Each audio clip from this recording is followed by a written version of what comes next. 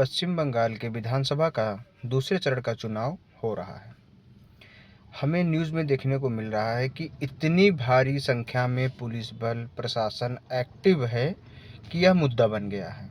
मुद्दा क्या बना कि केंद्र सरकार अपने शक्तियों का दुरुपयोग कर रहा है, वहाँ पे अतिरिक्त पुलिस बल लगा रहा है, वहाँ पे नियम से चुनाव करा रहा है, किसी को भी धांधली करने का मौका नहीं मिल रहा है।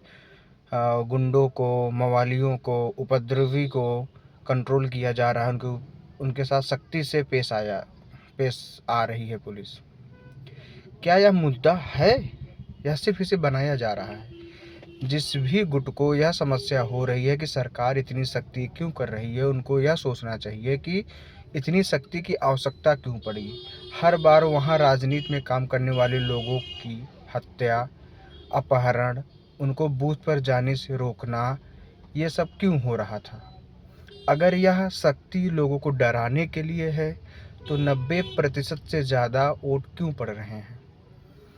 मेरी समझ में तो ये भी नहीं आ रहा है कि जो लोग आरोप लगा रहे हैं, प्रोपेगेंडा बना रहे हैं कि यह चुनाव भाजपा वर्सेस टीएमसी नहीं है, यह चुनाव टीएमसी वर्सेस पुलिस बल या चुनाव आयोग है। तो चुनाव आयोग ने हर वो काम करने का प्रयास किया जो कि उनके गाइडलाइन में है, जो संविधान से, उनकी नीतियों से उनको शक्ति मिलती है।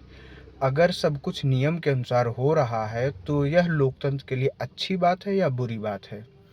सबसे ज़रूरी बात यह है कि क्या लोकतंत्र में हमें इतने पुलिस बल लगा के चुनाव कराने की ज़रूरत पड़ रही है? तो इसका मतलब ये है कि वहाँ पे लोकतंत्र नहीं था, या फिर था तो बायस्ड था, या प्रशासन का उपयोग उसी प्रकार से होता था जिस हिसाब से सत्ताधर चाहते थे।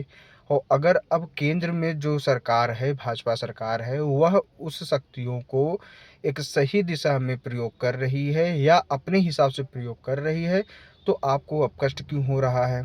क्या आपने पहले ऐसे वीडियो बनाए थे जिसमें आप टीएमसी को क्रिटिसाइज़ करते कि उन्होंने अपने पुलिस बल का, अपने प्रशासन का गलत उपयोग किया, या चुनावों में उन्होंने दंगे किए, लोगों की हत्या की? अगर आप उस समय नहीं बोले थे तो आपको कोई अधिकार नहीं है कि आप इस समय भी बोलें कि भाजपा गलत कर रही है, या गृह मंत्रालय के अंदर जो भी फोर्सेस सीआरपीएफ की आती है वो गलत कर रही है, या चुनाव आयोग गलत कर रहा है। आप ये दोगलई बंद करिए।